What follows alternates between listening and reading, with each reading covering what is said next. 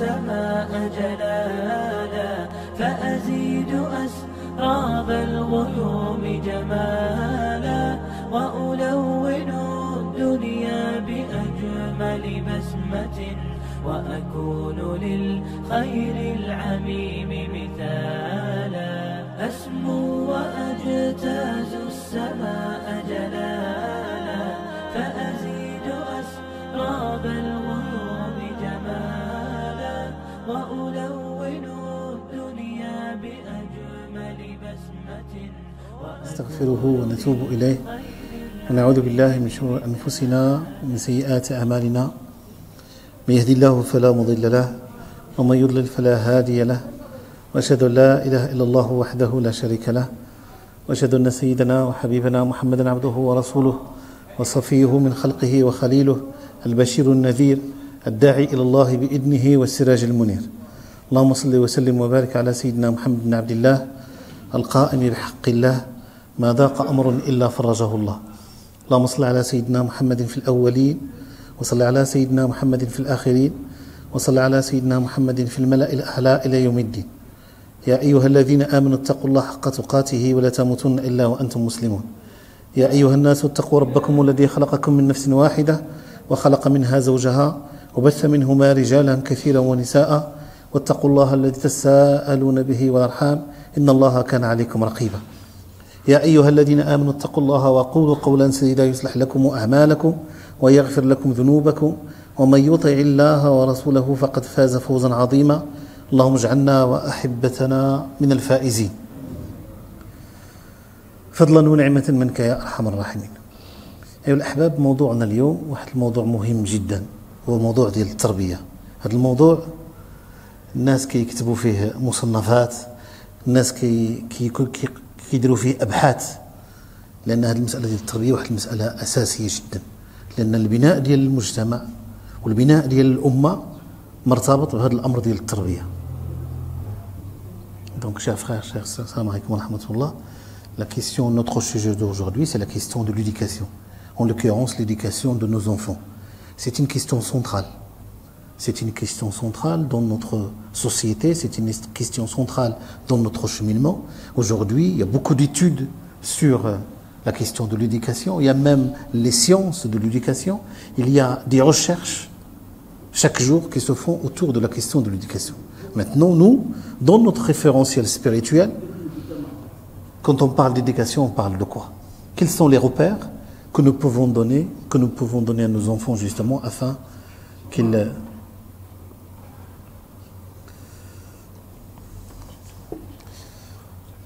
afin qu'ils s'épanouissent dans leur vie, afin qu'ils puissent grandir justement et qu'ils nous le rendent bien. إذن هذه المسألة هذه التربية مهمة جدا. حنا كتهمنا كما نقولوا بالدرجة الأولى. علاش؟ لأن الله سبحانه وتعالى في القرآن كيقول لنا يا الذين آمنوا قوا أنفسكم وأهليكم نارا وقودها الناس والحجارة. هذه مسؤولية. قوا أنفسكم وأهليكم نارا وقودها الناس والحجارة. ولأن المؤمن المتطلع إلى نيل الزلفى من الله سبحانه وتعالى، اش كيقولوا المؤمنين؟ والذين يقولون ربنا هب لنا من أزواجنا وذرياتنا قرة أعين واجعلنا للمتقين إماما.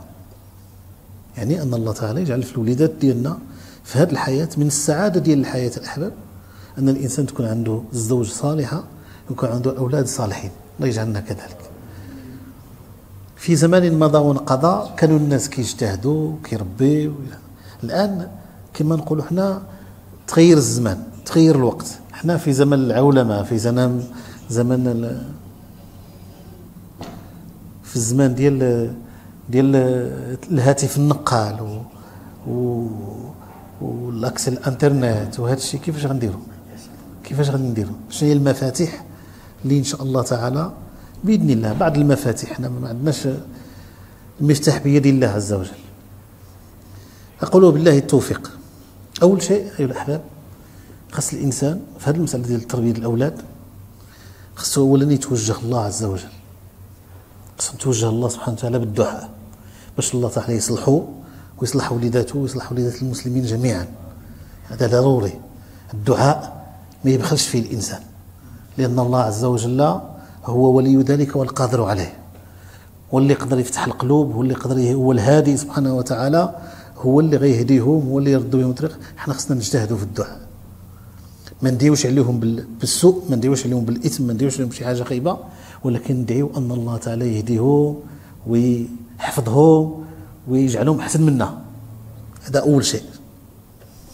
Donc j'ai déjà la question de l'éducation, c'est une question centrale. Et puis à une certaine époque, vous savez, nos prédécesseurs, ils disaient quoi? Ils disaient التربية في الصغر كالنقش على الحجر. Nos prédécesseurs disaient que l'éducation dès le plus bas âge, c'est comme de la sculpture. Vous sculptez une personnalité. Vous ne sculptez pas une œuvre, mais vous sculptez la meilleure œuvre d'une créature de Dieu. Vous faites de la sculpture. Vous êtes en train de façonner une personnalité. C'est pour ça que c'est très important. À une certaine époque, c'est vrai qu'il y avait notre génération, les générations qui étaient avant, il y avait, alhamdoulilah, la question de l'apprentissage du Coran, l'apprentissage de la fréquentation de la mosquée. Aujourd'hui, nous sommes à une ère de la mondialisation. L'accès aujourd'hui à Internet, ça a ouvert beaucoup de portes, ça a ouvert beaucoup de liberté, et ça veut dire qu'il n'y a pas de contrôle. Il y a certaines choses sur lesquelles on n'a pas de contrôle. Et qui dit accès à Internet, accès à des libertés, ça veut dire accès à certaines dérives, à certaines déviations, à certaines déviances. Qu'Allah subhanahu wa ta'ala préserve nos enfants. Qu'Allah préserve nos enfants. Maintenant, quelques éléments de réponse. Comment faire? Je crois que la première des choses, et ça c'est important, qui fait même partie intégrante dans notre spiritualité, c'est que nous devons nous tourner sincèrement vers Dieu et faire des invocations pour qu'Allah subhanahu wa ta'ala guide nos enfants, les préserve contre les mauvaises fréquentations, les préserve contre les maux de la société et qu'ils puissent s'épanouir dans leur cheminement et dans leur vie. Ça c'est important. Dua. Dua, c'est l'essence même de l'adoration. Ne pas être économe, ne pas être avare d'invocation vis-à-vis de ses enfants, donc pratiquement dans chaque prière. Nous avons un adage de chez nous, je ne sais pas si vous le connaissez, il y a un adage qui dit que les harrasous salihin qui jbrouh le walidin. Les harrasous salihin qui jbrouh le walidin. Autrement dit, une personne qui n'a pas réalisé sa réforme dans son être, ben les parents, grâce à leurs invocations, grâce à leur sollicitude vis-à-vis de leur enfant, ben ils peuvent le contenir, ils peuvent le sauver. إلا كانوا راضين عليه وكانوا كيدعوا معاه الله سبحانه وتعالى يهديه. هذا المفتاح الأول. المفتاح الأول هو الدعاء. بعلم الإنسان ولا يني. المفتاح الثاني هو القدوة الحسنة. ما يمكن شيء خص الآباء يكونوا واحد القدوة، لأن الطفل من اللي كيكون صغير دابا نهضروا من الصغير، من بعد نهضروا على المراهقة، من بعد ملي كيولي مراهق وكيكبر. القدوة ديالو هما الوالدين ديالو. وسيدنا رسول الله صلى الله عليه وسلم علمنا هذه المسألة هذه ديال التربية بالقدوة، التربية بالنموذج. ملي تكون انت قدوة، انك صادق، انك وقاف على احكام الله سبحانه وتعالى، انك انسان عندك مبادئ، فالطفل كيتربى على شيء، كياخذ هذيك المبادئ كيتربى عليها. مثلا اللي كيشوف فيك الصدق، انت دائما كتعامل معاه بالصدق، ما كاينش الكذوب، ما كاينش الروغان، ما كاينش. فنفس المسألة، هو ملي غيتعامل معك ما كاينش الكذوب، ما كاينش الروغان، ما كاينش. على كل حال اللي كيقول لك الاولاد ما كيكذبوش، هذا راه يخطئ، هذا راه خاطئ، هذا ما كاين شيء. ولكن حنا خصنا نعلموا الدراري كيفاش ما يكذبش، كيفاش يتحمل التبعات ديال الاعمال ديالو، وغير نوضح له هذه درتيها مزيانه، هذه درتيها ما مزيانه شيء. علاش ما مزيانه شيء؟ لان عندها هذه العواقب هذه. خصنا غير ما يكونش عندنا ردة الفعل ديالنا هي الضرب، ولا ردة الفعل ديالنا هي درتي كذا ما كذا، وندخلوا في واحد النوع من العنف، واخا لغوي، واخا واحد العنف اللغوي راه عنف، يسمى عنفا. خص الانسان يفهم بالعقل. والرسول صلى الله عليه وسلم كيقول إن الله يعطي على الرفق ما لا يعطي على العنف وما كان الرفق في شيء إلا زانه وما نزع من شيء إلا شانه. يعني التربية خصها تكون بالرفق، التربية خصها تكون بالرفق، والرفق يعني بالحكمة، نربيه بالحكمة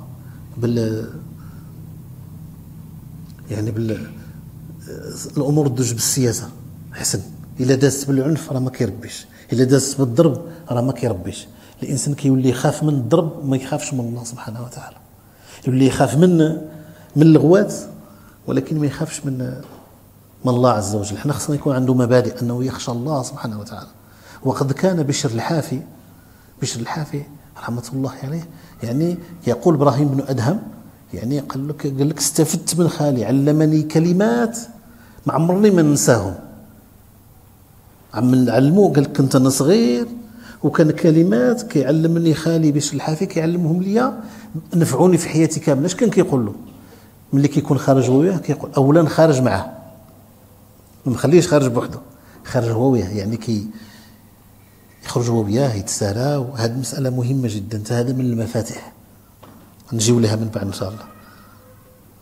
وملي خرج هو كيعلموا كلمات. شنو هي الكلمات؟ كيقول له الله ناظري، الله ناظري، يعني الدري كيردد هذه الكلمه، كيرسخ في الذهن ديالو وفي العقل ديالو بان الله تعالى راه ناظر.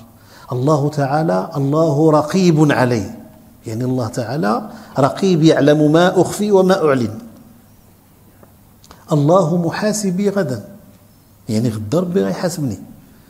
ملي الدري كبر في هاد بقى دائما كيتفكر هذه الكلمات، فما كيبغي حاجه الله ناظري، الله رقيب علي، الله محاسبي.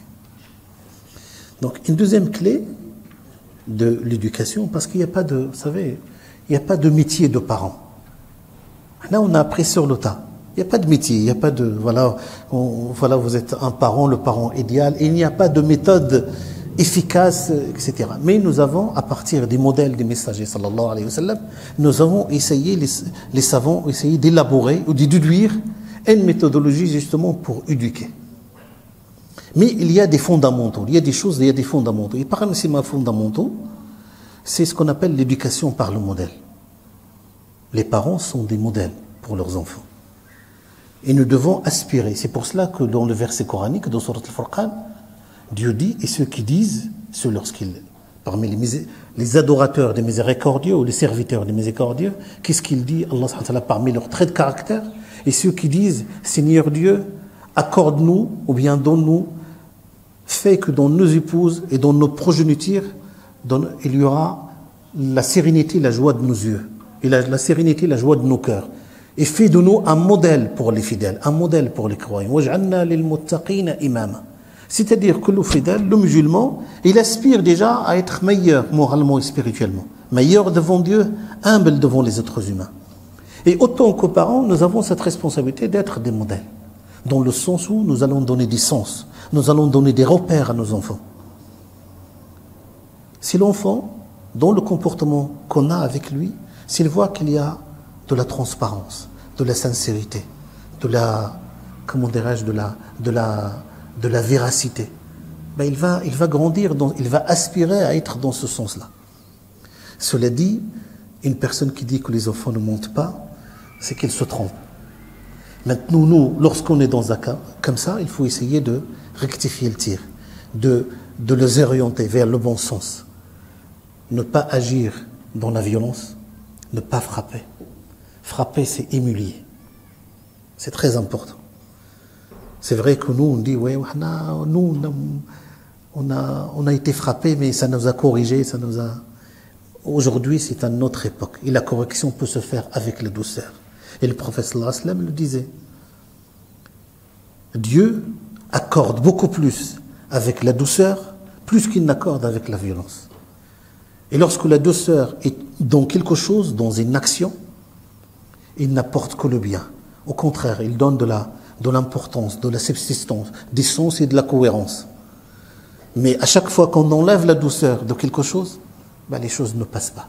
À un certain moment, les enfants n'écoutent plus. On va créer ce qu'on appelle un schisme. Voilà, ça parle, On parle, on donne des conseils, on essaye, on ne cesse de rappeler, mais ça passe au-dessus. Pourquoi? Parce qu'il n'y a pas une communication qui a été établie. Il n'y a pas une communication non violente qui a été établie. Aujourd'hui, dans les sciences de l'éducation, on parle des communications non violentes. C'est-à-dire que vis-à-vis de l'enfant, qu'il soit petit, qu'il soit adolescent, qu'il soit grand, il faut toujours donner du sens. Il faut qu'il sente que dans nos paroles, il y a de la bienveillance, il y a de l'amour. Je vais vous citer une histoire, Inch'Allah. نعاود لكم واحد القصة باش تعرفوا. واحد المرة عن سيدنا عمر بن الخطاب، هذا حديث ذكره الإمام البخاري في الأدب المفرد عن سيدنا عمر بن الخطاب. يعني جاء عنده واحد السيد، جاء رجل، جاء هو وولده، جاي جار واحد ولده، جروا من ودنه، وقال له جاي كيشكي لسيدنا عمر، قال له إن ابني هذا عقني. كان مازال عنده شي 13 ولا 14 عام، يعني كان مازال مراهق. قال له إن ابني هذا عقني. عقني يعني راه ما احترمني شيء، ما تلجم شيء ذاك الوقار اللي خصو يجيب للوالدين. فسيدنا عمر بدا كينصح في ذاك الشاب، بدا كيقول له ما مزيانش دير هذا الشيء، والله تعالى وصلنا بالوالدين والله كذا. قال له بغيت نقول لك يا سيدنا عمر، عندي واحد السؤال واحد، هذا الشيء كاع اللي كتقول انا متفق عليه، ولكن عندي سؤال واحد. قال له واش الدري عنده شي حقوق على والديه؟ الآباء عندهم الحق أننا نحسن إليهم، لا نقول لهم أفين، نتواضعوا لهم، نسمعوا لهم إلى غير ذلك. قال له واش كان الطفل الابن واش عنده شي حقوق على والديه؟ قال له طبعا عنده. قال له شنو هي؟ قال له نقول لك أقلها، يعني في البداية شنو أقلها؟ يعني الأمور اللي بداو بها. قال له أولا أن يختار له أما شريفة، اللي بغينا نقول أولا يختار الأم. قال له ثانيا أن يختار له أحسن الأسماء. قال له ثالثا أن يعلمه القراءة والكتابة، أنه يعلمه، أنه يقريه. قال له وأن سيدنا عمر هذا الأب ديالي ما دار والو من هذا الشيء. أولا الأم ديالي أنا لا أعرفها، والناس كيسبوني بها، كيقولوا له يا أولد فلانة، أولد الفاعلة، أولد التاركة، يعني كيعيروه الناس. تعقد مسكين، تركبت فيه واحد العقدة أنهم كيعيروه بمو. قال له الاسم أنا أبي سماني جعلان أو عجلان، يعني حشرة. العجل هو بوجعران كما نقولوا احنا بالدارجة. قال له الناس كيضحكوا عليا ملي كنسمعوا هذه السميه ديالك، تعقدت بها. قال له الثالثة، قالوا لا أعرف لا أقرأ ولا أكتب، لا قرآن ولا حديث ولا عربية ولا حاجة. فقال له سيدنا عمر، قال دار عند الأب وقال له اذهب بابنك عني فأنت عققته قبل أن يعقك. راك انت يعني في الاول ما درتيش اللازم، فلذلك هاد ما تفاجئوش اللي عندنا شي تصرفات هكذا. Juste pour illustrer cela, j'ai cité une histoire. Ça, c'est très important de connaître cette histoire. C'est à l'époque d'Omar ibn Khattab. Et vous connaissez l'époque d'Omar ibn Khattab qui a duré une dizaine d'années. Cette dizaine d'années, la justice s'est établie dans le monde musulman. Jusqu'à ce que les gens racontaient que même ça c'était une métaphore pour dire tellement la justice était répandue dans le monde musulman, tellement était répandue que Loulou était le berger. C'est Loulou qui surveillait le troupeau, sans y toucher, parce qu'il avait sa part.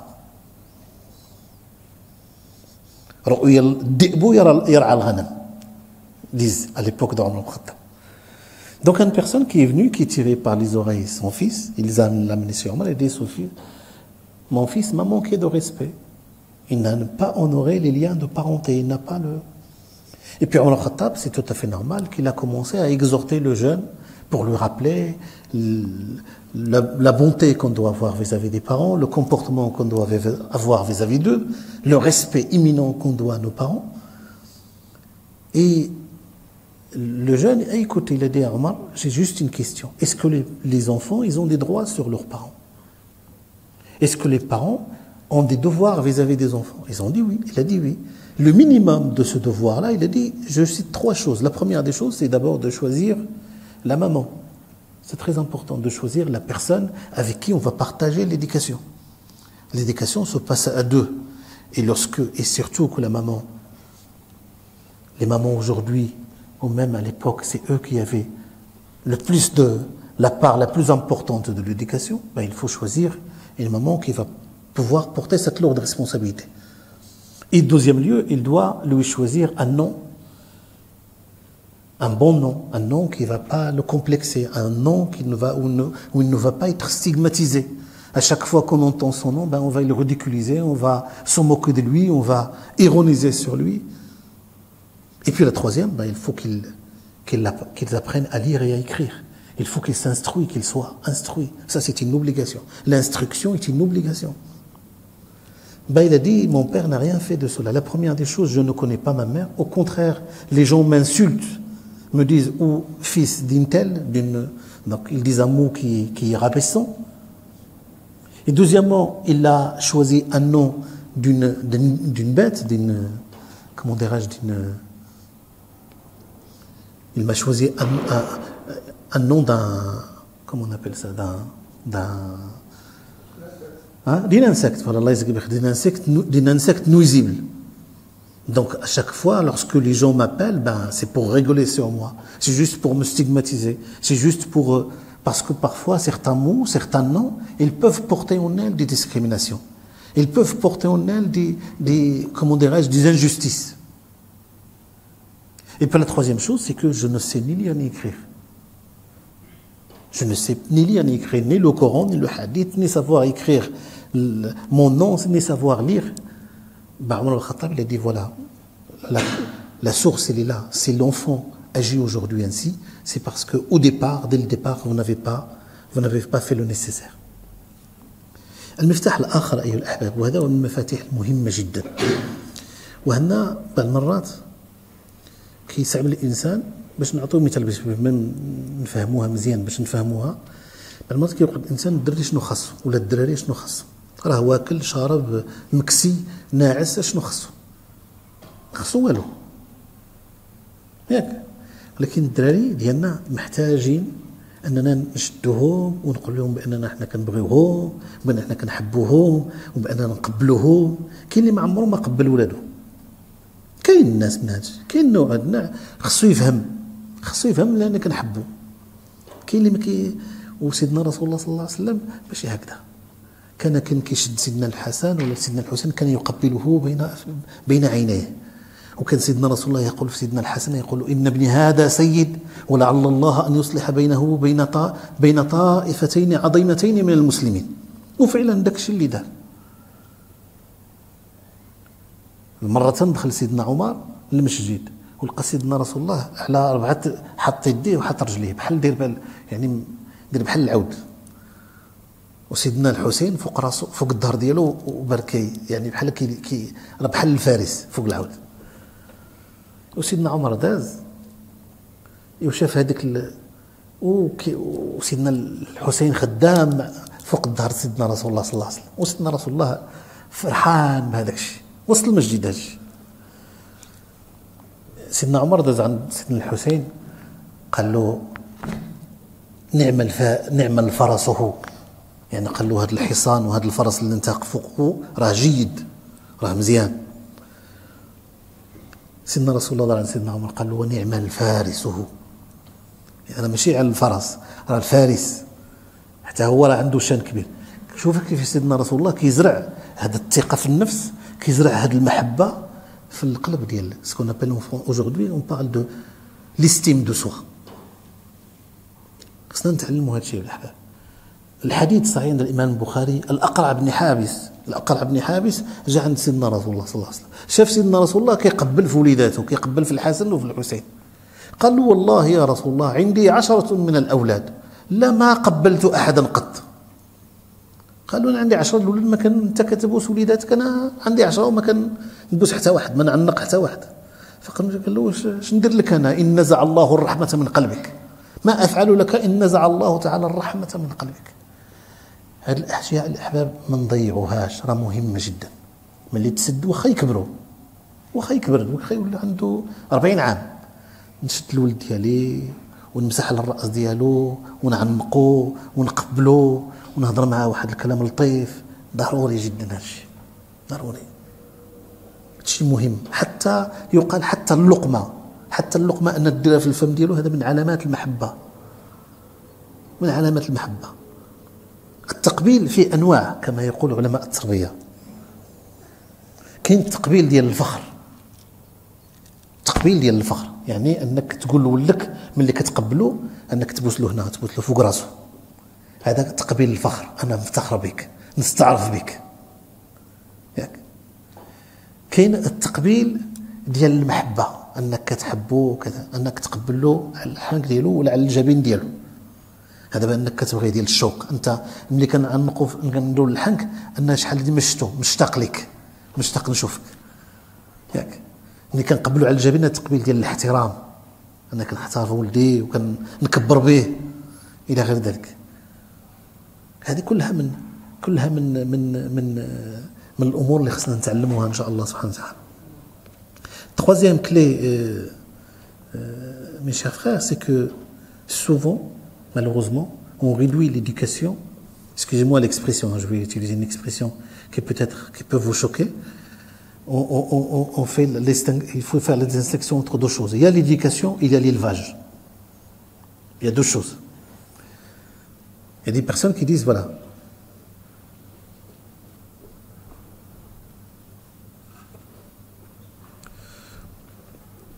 mon fils, il mange, il boit, il est nourri, logé, blanchi, etc. Qu'est-ce qu'il lui faut?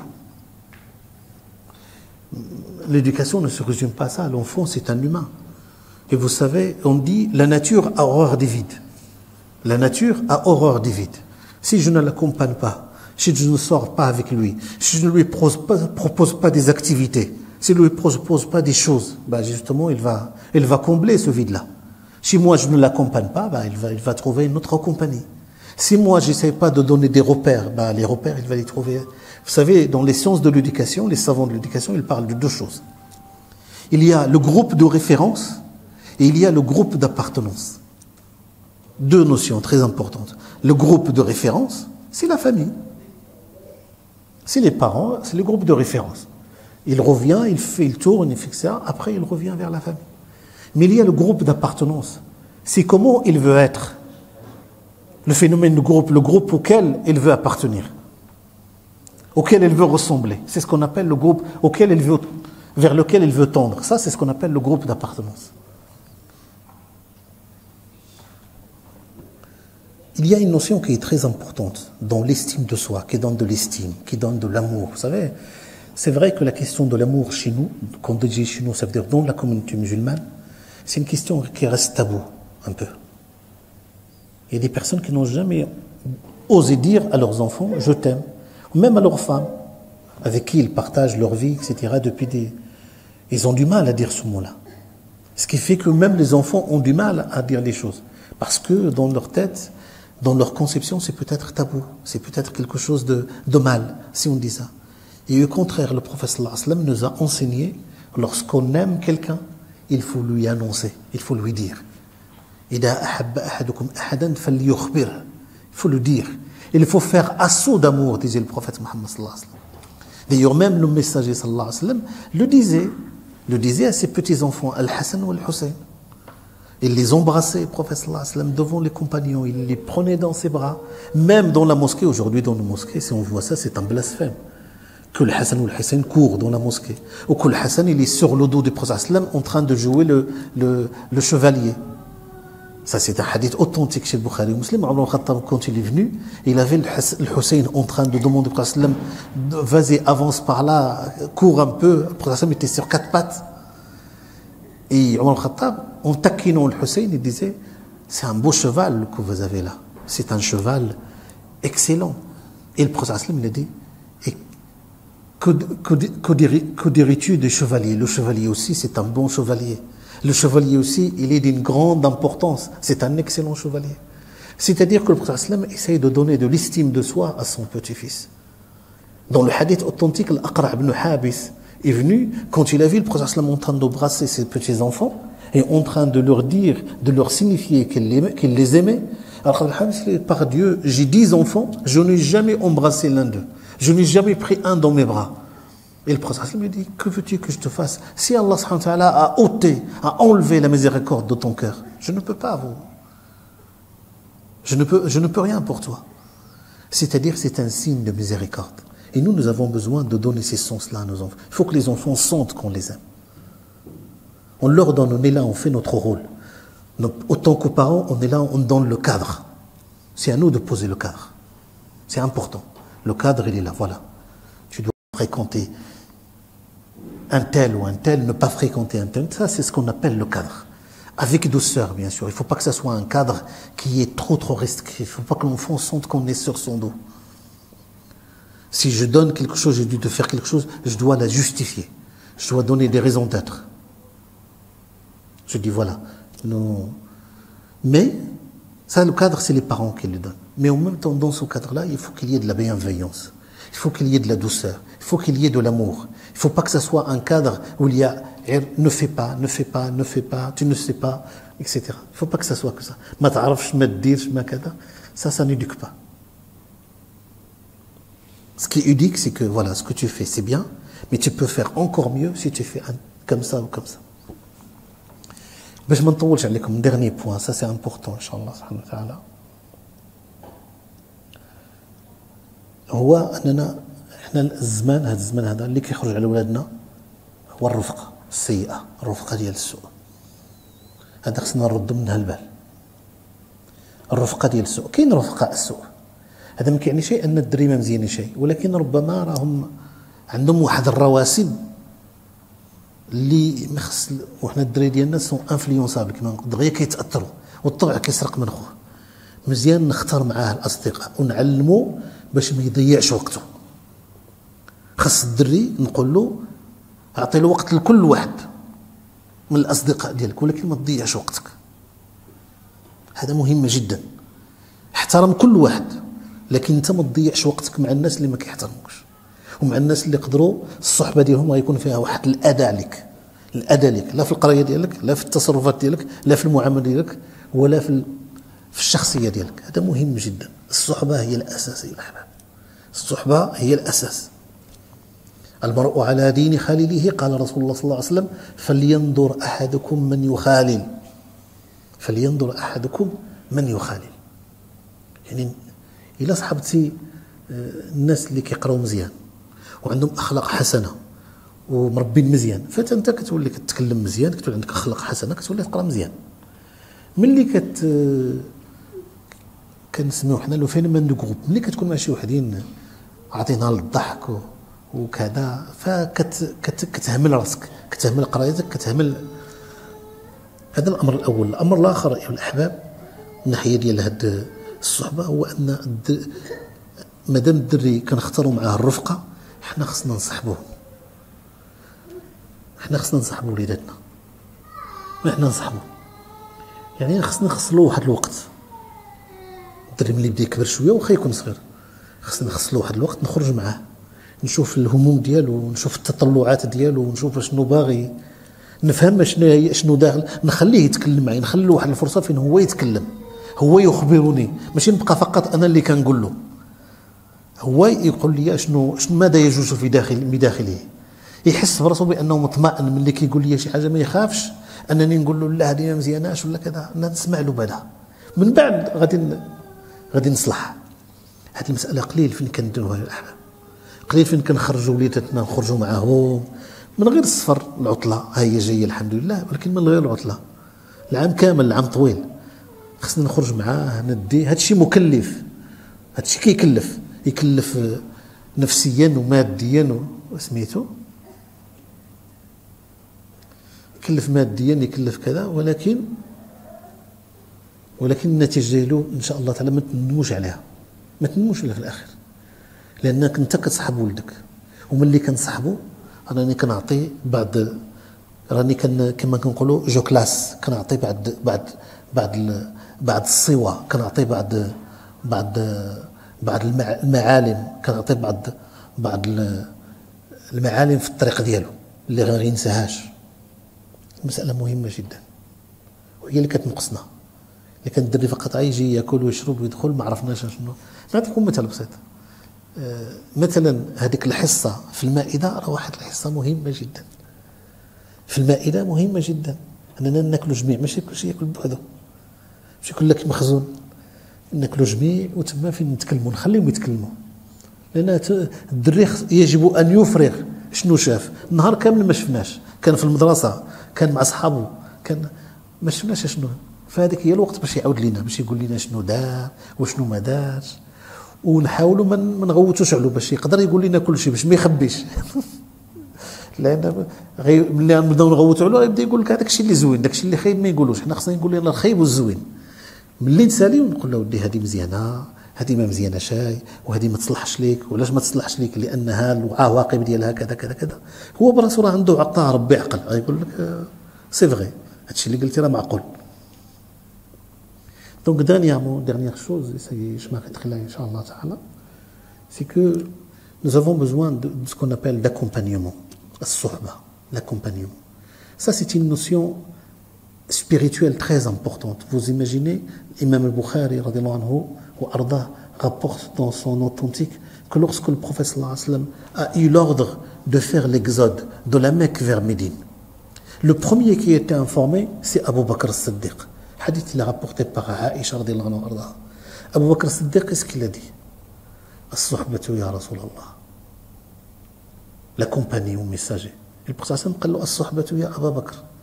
Aïcha disait, il a dit, je n'ai jamais vu quelqu'un autant pleurer de joie qu'Abu Bakr lors de ce moment-là. As-suhba, ça veut dire un accompagnement complet. Dans l'accompagnement, ça veut dire il y a quoi? Il y a l'amour en premier. J'accompagne une personne, c'est parce que je l'aime. Et quand j'accompagne, c'est qu'il y a un partage. Un partage, c'est une connexion. On est connecté, on essaye de partager un moment, on essaye de partager des choses ensemble. On est dans l'écoute. Et avec les enfants, ils ont besoin de ça. Il faut que vous donnez à chacun des enfants un temps à lui. Où vous sortez, vous dites, voilà, on sort ensemble, vous allez, vous mangez un truc. Aujourd'hui, les enfants aiment bien manger dans les restaurants. Ben, vous l'amenez dans un restaurant, vous mangez ensemble. Et vous le laissez vous raconter sa vie. Laissez-le vous raconter ses aspirations. Laissez-le raconter qu'est-ce qu'il espère pour son avenir, pour ça. Et c'est là où vous allez donner des repères. C'est là où vous allez donner des... Vous allez donner des choses. Et puis, cette compagnie-là, il y a autre chose. Il y a des moments importants dans la vie d'une famille. C'est que le moment des repas est un moment très important. Il faut, ce moment-là, profiter pour que ce soit un moment pour renforcer, pour consolider la compréhension, l'homogénéité, l'amour dans la famille. Et laisser les enfants parler, laisser les enfants rigoler à table. Et s'il n'y a pas un moment de convivialité, de joie autour de la table, ça veut dire quoi? On est en train juste, chacun dans son coin, on ne peut pas parler, on ne peut pas... Ça existe. J'ai vu des cas comme ça. Alors que c'est des moments, c'est là où vous allez, justement, vous allez laisser les enfants se livrer. Quand ils vont se livrer, ils vont être à l'aise. Quand ils sont à l'aise, apaisés, ils vont dire des choses. Et c'est là où vous allez classer. C'est là où vous allez réorienter. C'est là où vous allez, Inch'Allah, mettre des jalons dans leur chemin. Et puis, une dernière des choses, c'est que même les enfants aujourd'hui, ils ont cette responsabilité, c'est que, comme j'ai dit, il faut vraiment surveiller la fréquentation.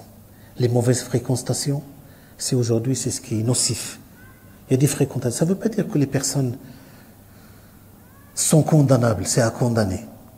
On condamne leur comportement, on ne condamne jamais les personnes. Les personnes, c'est des créatures de Dieu. On demande à Allah subhanahu wa ta'ala de les guider. Mais on condamne les comportements. Ça ne veut pas dire qu'au fond, ils sont mauvais, ils sont bons. Mais malheureusement, ils ont parfois certains comportements qui peuvent être nocifs. Pour nous, pour notre cheminement, pour notre chemin. C'est pour cela qu'on a cette responsabilité, nous et nos enfants, de choisir une bonne compagnie. Le hadith chez l'imam At-Tirmidhi Abu Daoud, selon Abu Hurairah, le prophète dit, chacun a la même intensité de foi que son ami le plus intime. Choisissez donc vos amis avec soin. C'est-à-dire, vous avez la responsabilité devant Dieu, vous engagez votre responsabilité si vous choisissez une mauvaise compagnie. L'adage en français, qu'est-ce qu'il dit? On devient courageux en compagnie des braves. On devient courageux en compagnie des braves. Ben, on devient meilleur moralement et spirituellement lorsqu'on est en compagnie des meilleurs moralement et spirituellement. On devient pieux lorsqu'on cultive de bonnes relations avec les pieux. On devient efficace dans son travail, dans ses études, lorsqu'on côtoie ceux, justement, qui sont préoccupés par leur avenir et qui aspirent à réussir. Quand on est avec des personnes, voilà, je sais que parfois, lorsqu'on nous enferme dans une image négative et qu'on reste enfermé dans cette image négative, on n'arrive pas à voir le bout du tunnel. Il faut essayer de casser ces images-là. C'est pas la réalité. La réalité, c'est que Allah subhanahu wa ta'ala nous a doté chacun d'une raison, doté chacun de certains outils, et nous avons l'obligation de les utiliser pour avancer, pour s'améliorer, ne pas rester dans une image qu'on nous a renvoyée lorsqu'on était dans une classe ou dans un âge quelconque. Allah subhanahu wa ta'ala yufqna ma yuhibbu wa yardah. Allah ta'ala yufqna. Ala kulli hal, c'est un sujet qui est très très important, c'est un sujet qu'une seule conférence ne suffit pas pour faire le tour. Mais en tout cas, si cette conférence vous a donné vous avez pris conscience de l'importance, vous avez pris conscience que il y a des outils. Mais juste, le prophète sallallahu alayhi wa sallam nous a donné quelques outils, nous a donné quelques clés. La principale clé, c'est d'abord l'amour. Si vous aimez vos enfants, si vous êtes dans la bienveillance, si vous êtes dans le rifq, dans la douceur qu'on vous l'a conseillé, ils vous le rendront bien, Inch'Allah. Comment on peut faire, excusez-moi, je me coupe cher, comment on peut faire par rapport à Internet, ce que je disais tout à l'heure sur les smartphones, Ouais. Ils ont le monde dans l'écran, ils ont le monde à portée de doigt. Ça, c'est une barakallahu fik, jazakallahu khairan. Ça, c'est une question qui est importante, qui est très importante. Justement, nous, il y a une chose à ne pas faire, que beaucoup de parents font, c'est de douter des enfants. Tu es sûr que tu n'es pas... Lorsque vous posez ces questions-là, c'est là où il commence à faire le... Il dit, qu'est-ce que je fais à chaque fois on met ma parole en doute. Donc, je peux faire ce que je veux et je dis ce que je veux. Dans la même pièce que avec son téléphone, il peut être loin avec... C'est pour cela qu'il faut lui donner des principes. C'est ça, c'est très important. Mon enfant, je ne vais pas être avec lui. Je ne suis pas avec lui 24 heures sur 24. Je ne sais même pas comment il réfléchit. Son schéma de pensée, je ne le connais pas. Mais si je prends le temps, dans le temps que je suis avec lui, c'est pour ça que je dis qu'il faut l'accompagner. La nature a horreur du vide. Si je ne l'occupe pas par autre chose, il va être occupé avec son smartphone. Si je sors avec lui, il y a d'autres activités. Il a besoin de sortir, il a besoin de souffler. Vous sortez, vous avez des préoccupations, vous avez les courses, vous avez le travail, mais lui, à part l'école, il n'y a rien. Donc quand il rentre, il fait ses devoirs vite fait, même les autres devoirs, il a besoin d'être accompagné, il passe 5 minutes, et puis après, il faut occuper. Si vous proposez des activités, vous proposez des sorties, vous proposez des sports, vous proposez un débat, vous proposez même de regarder quelque chose ensemble et de débattre dessus. C'est ça où vous donnez des repères. Maintenant, comme je dis, il faut donner des principes. Et puis, parler de la question d'Internet. Parler de la question avec l'enfant de l'Internet, qu'est-ce qu'il regarde. Si votre enfant vous fait confiance, et si vous faites confiance à votre fils, si vous lui dites, voilà, je te fais confiance, vous le dites, c'est ça parmi les repères. Il y a des choses, même si tu ne veux pas les voir, ils vont s'ouvrir. Essaye d'éviter des images à caractère pornographique ou des images qui incitent à la débauche ou des choses, même si tes amis t'envoient un snap ou t'envoient une vidéo où il y a ces choses-là, fais le tri. Essaye de faire le tri parce que tu engages ta responsabilité devant Dieu. J'essaie de le responsabiliser et à pratiquer, à utiliser le téléphone de manière responsable. Ça va passer. Moi, j'ai une expérience. Je suis dans l'enseignement au lycée et j'ai par exemple mes élèves dont le téléphone, il y a un réel problème. Il est interdit en classe le téléphone. Mais comme ils sont au lycée, ils sont en terminale, j'ai des BTS, c'est des adultes à un moment donné. Malgré qu'on dit que le téléphone, et à chaque fois vous trouvez quelqu'un sur la table, il est en train de répondre. Et après il vous dit oui, je réponds juste à ma mère. Donc ce qu'on a fait, il fallait réfléchir. Maintenant je travaille, tous les travaux que je peux faire, ils sont faits sur smartphone. Les activités sont faites sur smartphone. Ça veut dire qu'on a changé la donne. Au lieu que le smartphone va être un outil de distraction, va être un outil où il va juste pour s'évader parce qu'il s'ennuie en classe, on va l'utiliser comme un outil de travail, comme un outil de... Et ça peut être... Et puis vous-même, vous avez les numéros de vos enfants. Ça sert... C'est un moyen aussi de communiquer, d'envoyer des choses qui sont positives, d'envoyer des choses qui sont bien. Mais attention, parfois on peut envoyer des choses que nos enfants ne peuvent pas comprendre. Aujourd'hui, on reçoit tout et n'importe quoi sur l'islam. Des vidéos, des machins. Il faut faire le tri. Il faut envoyer à nos enfants des choses qui peuvent leur donner des sens. J'envoie pas des choses qui sont énigmatiques. On dit, oui, ça va lui donner à réfléchir. Non. Envoyer des choses qui vont lui donner des chances. Mais il n'y a pas de recette toute prête. Vous êtes obligé d'entamer le débat, la communication autour de cette question-là. Sinon, on ne le fait pas, on ouvre les portes à autre chose. Je reviens à Shrif. Avec les enfants. Ce qui nous est demandé, ce n'est pas d'être trop derrière. Ce qui nous est demandé, c'est que je lui donne des principes où il doit voler de ses propres ailes. Lorsque je suis trop derrière, c'est là ce qu'ils n'aiment pas. C'est pour cela qu'ils vont esquiver à chaque fois. Ce qui est demandé, c'est de leur donner des repères, de leur dire que vous leur faites confiance, et puis vous les laissez. Il y a une autre question, le statut de l'erreur. Le statut de l'erreur, c'est important. Le statut de l'erreur, ça veut dire quoi le statut de l'erreur? Ça veut dire l'erreur, c'est un levier des progrès. Un enfant, on apprend de l'erreur. Et c'est pas parce qu'il a commis une erreur qu'il est condamné. Nous-mêmes, lorsqu'on commet une erreur, est-ce qu'on est condamné? Il faut qu'il commette des erreurs, parce que il y aura des accidents de la route, qu'on le veuille ou non. L'important, c'est que de lui donner des repères après l'accident de la route. Il faut qu'il tire des enseignements de cet accident ou de cette erreur-là. L'erreur, il faut jamais avoir peur de commettre une erreur. On va tomber, on va recevoir des coups, mais il faut juste savoir se relever, savoir rebondir. Et c'est là le rôle des parents, c'est que l'enfant, lorsqu'il est au plus bas, je ne dois pas l'enfoncer. Lorsqu'il commet une erreur, je ne dois pas l'enfoncer. C'est là que je lui dis, voilà, tu as commis une erreur, c'est très bien. Qu'est-ce que tu as appris de cette erreur? Qu'est-ce que tu as tiré comme enseignement de cette erreur? C'est pas tu m'as pas écouté, tu as vu, tu m'as pas écouté, tu es tombé dans le... Ça c'est fatal. Mais s'il est tombé dans l'erreur, je viens lui dire, tu es tombé, c'est pas grave. Maintenant, on va essayer de discuter. Tu as commis cette erreur-là. Alors pourquoi tu l'as commis? C'est quoi qui t'a poussé à la commettre? Ouais, j'ai pas réfléchi, etc. C'est pas grave. Maintenant, quels sont les enseignements qu'on peut tirer? J'essaie de transformer, comment dirais-je, l'épreuve en atout. J'essaie de transformer la situation négative en situation positive. On va essayer de tirer des enseignements ensemble de cette erreur-là. Et après, on va prendre des résolutions. Maintenant, quelle résolution on va prendre? Quelles sont les choses que je vais éviter pour ne pas commettre la même erreur? Quelqu'un qui ne commet pas d'erreur n'existe pas. N'existe pas. Mais les enfants vont commettre des erreurs. Mais l'important, c'est d'apprendre de ces erreurs.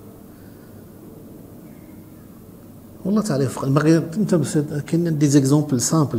Peut-être je vais vous paraître un peu intrusif, mais il y a une chose que moi je l'ai fait dernièrement à la mosquée où je suis ici.